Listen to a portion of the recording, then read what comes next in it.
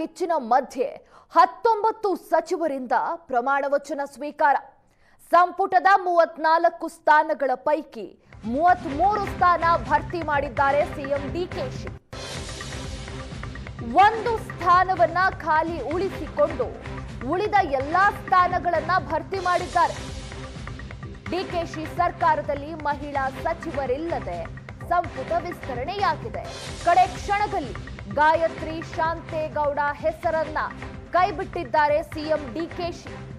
ಮಂಕಾಳು ವೈದ್ಯ ಬದಲಿಗೆ ಎಸ್ಎಸ್ ಮಲ್ಲಿಕಾರ್ಜುನ್ ಹೆಸರನ್ನ ಸೇರ್ಪಡೆ ಮಾಡಲಾಗಿದೆ. ಹೈಕಮಾಂಡ್ ಲಿಸ್ಟ್ ಬಹಿರಂಗವಾಗ್ತಾ ಇದ್ದಂತೆ ರಾಜ್ಯಾದ್ಯಂತ ಪ್ರತಿಭಟನೆ ಆರಂಭವಾಯಿತು. ಸಚಿವ ಸ್ಥಾನ ಕೈತಪ್ಪಿದ್ದಕ್ಕೆ ಕೈಕೋಟೆಯಲ್ಲಿ ಬಂಡಾಯ ಸ್ಫೋಟಗೊಂಡಿದೆ.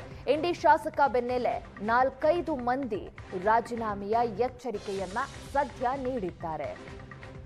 ಸಚಿವ ಸಂಪುಟ ವಿಸ್ತರಣೆ ಯಾವಾಗ ಆಗತ್ತೆ ಅನ್ನೋದು ಎಲ್ಲರ ಕುತೂಹಲವಾಗಿತ್ತು. ನಿನ್ನೆ ಸಂಜೆ ಸಚಿವ ಸಂಪುಟ ವಿಸ್ತರಣೆಯೂ ಆಯಿತು, ನೂತನ ಸಚಿವರ ಪದಗ್ರಹಣವೂ ಆಯಿತು. ಆದರೆ ಈ ಪದಗ್ರಹಣದ ಜೊತೆಗೆ ಬಂಡಾಯದ ಬಿಸಿ ಕೂಡ ಈಗ ಕೈ ಸರ್ಕಾರಕ್ಕೆ ತಟ್ಟಿದೆ, ಸಿಎಂ ಡಿಕೆಶಿಗೆ ತಟ್ಟಿದೆ.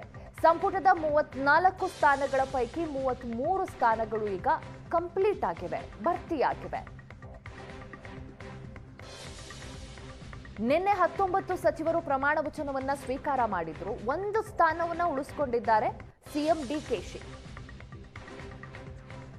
ಆದ್ರೆ ಈಗಾಗಲೇ ಒಬ್ಬ ಶಾಸಕರು ರಾಜೀನಾಮೆಯನ್ನ ತಮ್ಮ ಶಾಸಕ ಸ್ಥಾನದಿಂದ ಸಲ್ಲಿಸಿದ್ದಾಯಿತು. ಇನ್ನು 4 ಶಾಸಕರು ರಾಜೀನಾಮೆಯನ್ನ ನೀಡೋದಾಗಿ ಎಚ್ಚರಿಕೆಯನ್ನ ನೀಡಿದ್ದಾರೆ ಸರ್ಕಾರಕ್ಕೆ. ಆದ್ರೆ ಈಗ ಪದಗ್ರಹಣ ಆದ ನಂತರದಲ್ಲಿ ಏನಾಗಬಹುದು? ಈ ಬಂಡಾಯದ ಕಿಚ್ಚನ್ನ ಹೇಗೆ ಶಮನಗೊಳಿಸ್ತಾರೆ ಸಿಎಂ ಡಿಕೆಶಿ? ಇದನ್ನ ಈಗ ಕಾದು ನೋಡಬೇಕು.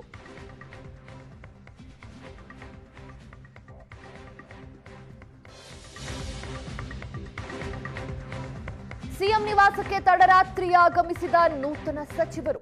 ಸದಾಶಿವನಗರ ಸಿಎಂ ನಿವಾಸಕ್ಕೆ ಜಮೀರ್ ಅಹಮದ್ ಭೇಟಿ ನೀಡಿದ್ದಾರೆ. ಸಚಿವ ಜಮೀರ್ ಜೊತೆಯಲ್ಲಿ ಎಂಸಿ ವೇಣುಗೋಪಾಲ್ ಕೂಡ ಬಂದ್ರು. ನೂತನ ಸಚಿವರಾದ ನಾಗೇಂದ್ರ, ಅಜಯ್ ಸಿಂಗ್ ಕೂಡ ಸಿಎಂ ಡಿಕೆಶಿಯನ್ನ ಭೇಟಿಯಾಗಿದ್ದಾರೆ. ಶಿವಕುಮಾರ್ಗೆ ಧನ್ಯವಾದವನ್ನ ತಿಳಿಸಿದ್ದಾರೆ ನೂತನ ಸಚಿವರು. ಪದಗ್ರಹಣ ಕಾರ್ಯಕ್ರಮದ ಬಳಿಕ ನೂತನ ಸಚಿವರು ಸಿಎಂ ಡಿಕೆಶಿ ನಿವಾಸಕ್ಕೆ ಭೇಟಿಯನ್ನ ನೀಡಿದ್ದಾರೆ. ಸದಾಶಿವನಗರದ ಡಿಕೆಶಿ ನಿವಾಸದಲ್ಲಿ ಸಿಎಂಗೆ ಧನ್ಯವಾದವನ್ನ ನೂತನ ಸಚಿವರು ಅರ್ಪಿಸಿದ್ದಾರೆ. ಸಿಎಂನ ಮತ್ತೆ ಭೇಟಿ ಮಾಡೋದು ಯಾರು ಭೇಟಿ ಮಾಡಬೇಕಪ್ಪ? ನಾನು ಬಂದಿದ್ದೆ ಲೇಟ್, ಕ್ಯಾಬಿನೆಟ್ ಇತ್ತು, ಕ್ಯಾಬಿನೆಟ್ ಮುಗಿದಿದ್ದೆ 9:15 ಗಂಟೆಗೆ. ಆಮೇಲೆ ಸಿದ್ದರಾಮಯ್ಯ ಅವ್ರ ಮನೆಗೆ ಹೋಗಿದ್ವಿ. ಸಿದ್ದರಾಮಯ್ಯ ಮನೆಯಿಂದ ಬಂದಿದೆ 10:15 ಗಂಟೆಗೆ. ಅದಾದಮೇಲೆ ಬಂದ್ವಿ, ಸಾಹೇಬ್ರ ತಾವು ಕೂತ್ಕೊಂಡು ಮಾತಾಡ್ಕೊಂಡು. ಸರ್, ತುಂಬಾ ಜನ ಅಸಮಾಧಾನಗೊಂಡಿದ್ದಾರೆ, ರಿಸೈನ್ ಮಾಡ್ತೀವಿ ಅಂತ ಕೂಡ ಒಂದು ಯಾರ್ಯಾರಿಲ್ಲ, ಎಲ್ಲರಿಗೂ ಸಮಾಧಾನ ಮಾಡಿ. ನಿಮಗೆ ಖುಷಿ ಆಗಿದೆಯಲ್ಲ? ಯಾವ್ದಾದ್ರು ಇಂಥದ್ದೇ ಖಾತೆ ಬೇಕು ಅಂತ ಸರ್ ಏನಾದ್ರು ಸರ್ ಬೇಡಿಕೆ ಇದೆಯಾ? ಇಂಥದ್ದೇ ಖಾತೆ ಬೇಡಿಕೆ ಇದೆಯಾ ಸರ್? ಯಾವುದು? ಇಲ್ಲಪ್ಪ, ಆ ಥರ ಏನಿಲ್ಲ, ಆ ಥರ ಏನಿಲ್ಲ. ಇಂಥದ್ದು ಕೊಡ್ಬೋದು ಅನ್ನೋ ನಿರೀಕ್ಷೆ ಇದೆ. ಯಾವುದನ್ನ ಕೊಳ್ಳಿ ನಿಭಾಯಿಸ್ತೀನಿ ನಾನು. ಮುಖ್ಯಮಂತ್ರಿ ಬಿಟ್ಟಿದ್ದದು.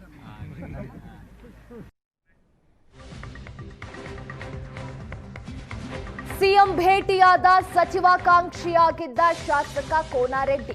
ಸಚಿವ ಸ್ಥಾನ ಸಿಗುತ್ತೆ ಅನ್ನೋ ನಂಬಿಕೆ ಇತ್ತು, ಆದ್ರೆ ಸಿಕ್ಕಿಲ್ಲ. ಹೈಕಮಾಂಡ್ ನಿರ್ಧಾರಕ್ಕೆ ತಲೆಬಾಗಬೇಕೆಂದ ಶಾಸಕ ಕೋನಾರೆಡ್ಡಿ. ಕೆಲವರಿಗೆ ಬೇಸರ ಆಗಿ ರಾಜೀನಾಮೆ ಕೊಡ್ತೀವಿ ಅಂತಾರೆ. ಸಿಎಂ ಸಮರ್ಥರಿದ್ದಾರೆ, ಸರಿ ಮಾಡ್ತಾರೆ ಅನ್ನೋದಾಗಿ ಕೋನಾರೆಡ್ಡಿ ಹೇಳಿದ್ದಾರೆ. ಇಲ್ಲ, ಈಗ ನೋಡಿ, ಅದು ಮಹಿಳೆಯರಿಗಾಗಿ ಮೀಸಲಿಟ್ರ ನಾವು ಅದನ್ನು ಕೇಳೋ ಪರಿಸ್ಥಿತಿ ಆಗಿಲ್ಲ. ನಾವು ನಮ್ಮ ಕ್ಷೇತ್ರದ ಕೆಲಸದ ಬಗ್ಗೆ ಇದ್ರ ಬಗ್ಗೆ ಮುಖ್ಯಮಂತ್ರಿಗಳ ಕಡೆ ಫ್ರೀಯಾಗಿ ಕೂತಿದ್ವಿ, ಮಾತಾಡಕತ್ತಿದ್ವಿ. ಅದು ಬಿಟ್ಟರೆ ಬೇರೆ ಏನಿಲ್ಲ. ನೀವು ಡೆಲ್ಲಿಗೆ ಹೋಗಿದ್ರಿ? ಡೆಲ್ಲಿಗೆ ಹೋಗಿದ್ವಿ, ಮಂತ್ರಿ ಆಗ್ಬೇಕಂತ ಕೇಳಿದ್ವಿ, ಹೈಕಮಾಂಡ್ ಕೇಳಿದ್ವಿ. ಅಲ್ಟಿಮೇಟ್ಲಿ ಹೈಕಮಾಂಡು ಮತ್ತು ಮುಖ್ಯಮಂತ್ರಿಗಳು ಏನು ತೀರ್ಮಾನ ತೊಗೊಂಡ್ರೆ, ಮಾಜಿ ಮುಖ್ಯಮಂತ್ರಿ ಎಲ್ಲರೂ ಕೂತ್ಕೊಂಡು PCC ಅಧ್ಯಕ್ಷರು ಕೂಡ ಚರ್ಚೆ ಮಾಡ್ರೆ. ಅದನ್ನು ಬಿಟ್ಟರೆ ಬೇರೆ ಏನು ಹೇಳಕ್ಕೆ ಸಾಧ್ಯ ಇತ್ತು ಇವತ್ತು. ಅದಕ್ಕೆ ನಾವು ನಿರಾಸೆ ಆಗಿಲ್ವಾ ಸರ್? ಅದಕ್ಕೆ ನಿಮಗೆ ನಿರಾಸೆ ಅನ್ಸಿಲ್ವಾ? ಅಲ್ಲ, ಸಜ್ಜಿಕವಾಗಿ ಮಂತ್ರಿ ಆಗೋರಿಗೆ ಆಗಬೇಕು ಅಂತ ಇರ್ತೈತಿ. ಅದಕ್ಕೆ ಸ್ವಲ್ಪ ಬೇಜಾರು ಅನಿಸ್ತೈತಿ. ಮತ್ತು ನಮಗೇನು MLA ಮಾಡ್ಕೊಂಬಂದೇವಿ, ಇಲ್ಲಿವರೆಗೂ ಬೇಜಾರು ತ್ಯಾಗ ತಿಳ್ಕೊಬೇಕು. ಅದು ಒಂದು ಹುದ್ದೆ, ಜವಾಬ್ದಾರಿ, ಸೇವೆ ಮಾಡ್ತಕ್ಕಂಥದ್ದು. ಮತ್ತು ಅವಕಾಶ ಕೊಟ್ಟಾಗ ಮತ್ತು ಬೇರೆ ಏನಾರು ಅವಕಾಶ ಕೊಟ್ಟರೆ ಮಾಡೋಕ್ಕೆ ಅವಶ್ಯಕತೆ ಇದ್ದ ಮಾಡ್ತೀವಿ.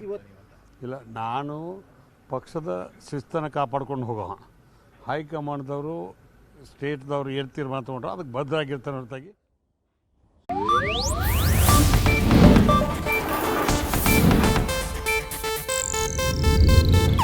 ಇದು ಏಷ್ಯಾನೆಟ್ ನ್ಯೂಸ್ ನೆಟ್ವರ್ಕ್ ಪ್ರಸ್ತುತಿ.